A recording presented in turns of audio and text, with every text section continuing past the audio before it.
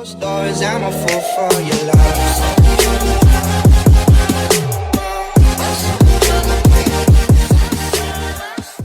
Assalamualaikum teman-teman, saya Randy Adha, Sekilas IT. Bang, mau nanya nih bang, Ya, di laptop itu atau di PC kan ada yang namanya storage Ya. sama memori. Itu bedanya apa ya? Kan sama-sama penyimpanan data. Oke, ada yang nanya berarti ya. Bedanya memori sama storage gitu ya, mungkin maksudnya ya. Jadi kalau misalkan memori RAM itu penyimpanan data jangka pendek.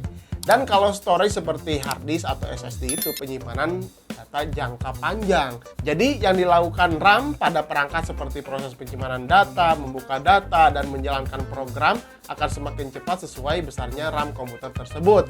Namun apabila komputer kita dalam keadaan off, nah ya, data itu akan hilang. Nah, berbeda kalau misalkan dengan storage seperti hard disk atau SSD.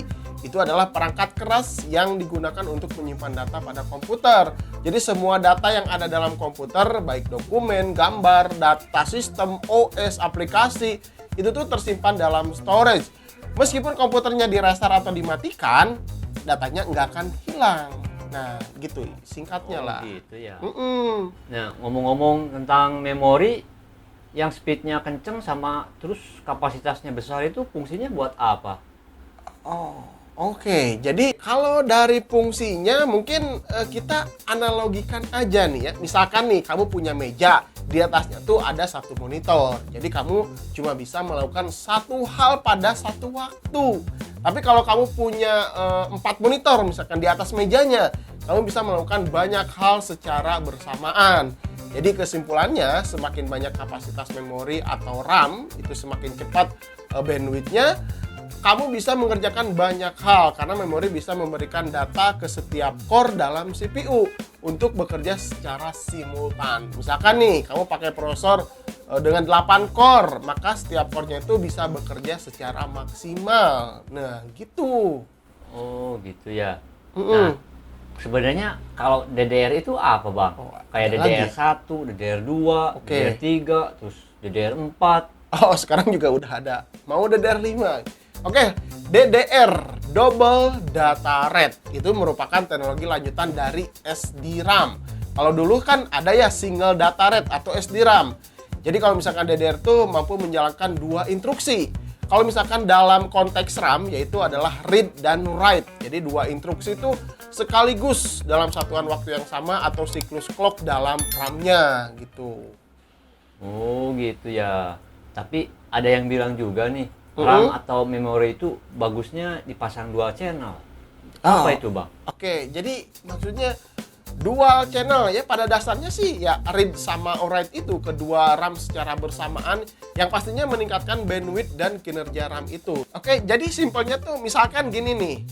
Kita ada 2 callback mengangkut batu gitu kan. Kalau misalkan dual channel ada 2 jalur. Jadi setiap callback tuh bisa mengantarkan batu secara bersamaan. Kalau misalkan single channel, si 2 callback itu tuh bisa berjalan 2, namun di jalur yang satu. Jadi satu-satu nyampainya gitu. Kalau dual channel bisa langsung bersamaan. Nah, mungkin ya singkatnya seperti itulah. Gitu. Beli RAM ada tipsnya nggak bang? Nah, untuk beli memori RAM di bagian kapasitas sama kecepatan itu tergantung PC-nya sih ya. Tapi kalau misalkan pengen jangka panjang, dual channel itu jauh lebih baik beli yang kit RAM atau yang dijual sepasang dalam kemasannya.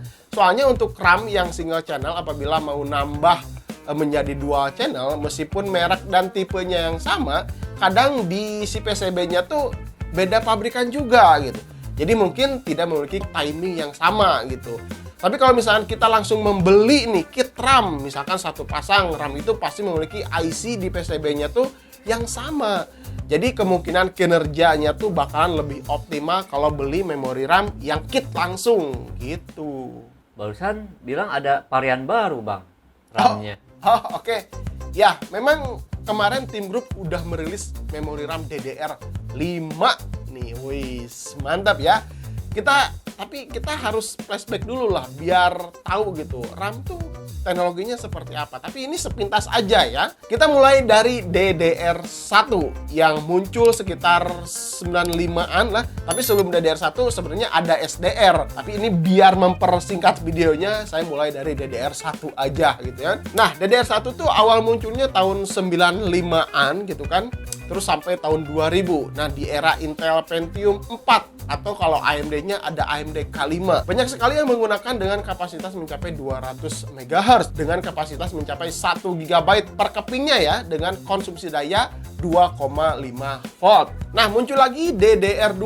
Itu muncul sekitar tahun 2004 ya, di era prosesor dual core untuk Intel, dan AMD juga ada dual core Athlon gitu, ada juga dengan kecepatan mencapai 1066 MHz dan kapasitas mencapai 2 GB satu kepingnya dengan konsumsi daya 1,8 volt. Terus teknologi berkembang, akhirnya muncul lagi DDR3, rilis sekitar tahun 2009. Itu tuh di era Intel Gen 1, Core i3, Core i5, Core i7. Terus AMD-nya tuh ada AMD FX, Phenom, Athlon gitu kan. Ya memang sampai hari ini juga masih banyak yang menggunakan DDR3 dengan kecepatan mencapai 2133 MHz dengan kapasitas mencapai satu kepingnya 8 GB dan konsumsi dayanya semakin rendah dibanding DDR2, yakni 1,5 volt. Berkembang lagi sampai sekarang ada DDR4. Muncul sekitar tahun 2013 ya. Eranya Intel Gen Haswell, Gen 4, terus ada AMD-nya Ryzen gitu kan. Dengan kecepatan mencapai 3200 MHz untuk standarnya dan kapasitasnya mencapai 32 GB.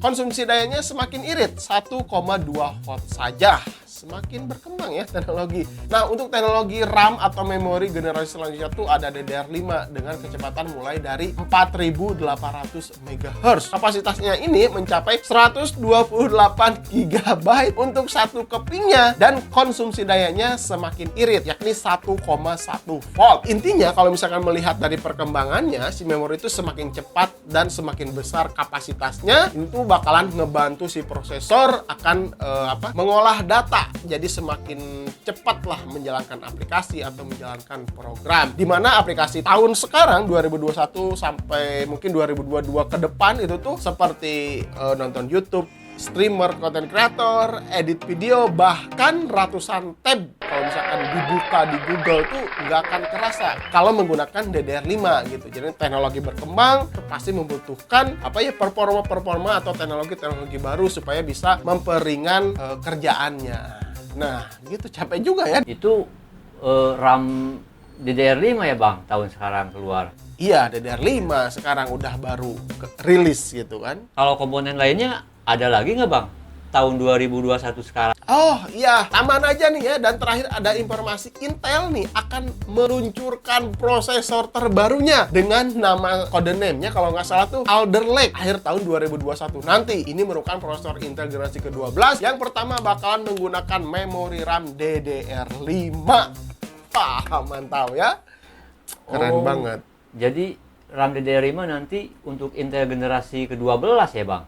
Ya, untuk Intel bakalan mulainya dari Intel Gen 12 gitu, menggunakan DDR5. Iya Bang. Makasih Bang.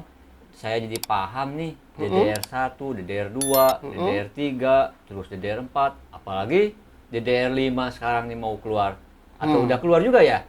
Udah rilis juga. Cuman komponen pendukungnya belum ada untuk bulan September 2021. Mungkin akhir nanti bakalan ada gitu.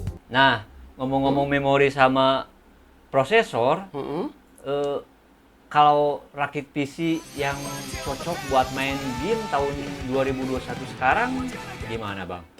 Itu mah gampang sekali. Saya udah banyak banget rakit PC, kalian boleh cek linknya di deskripsi atau cardnya ada di atas. Tinggal klik nonton saja. Oke, gitu aja mungkin ini jadi bahas memori ya. Jadi tanya jawab gitu. Tadinya saya mau bahas ini PC gitu kan. Tapi nggak apa-apa, kalau misalnya kalian suka video seperti ini, saya jawabin sebenarnya ini pertanyaan dari kalian juga. Oke, kasih tahu saya kalau misalnya kalian merasa terbantu dengan informasi seperti ini dengan cara like atau komen di video ini. Sampai ketemu di video berikutnya. Saya Randy Adha, Sekilas IT. Assalamualaikum warahmatullahi wabarakatuh. Salam teknologi.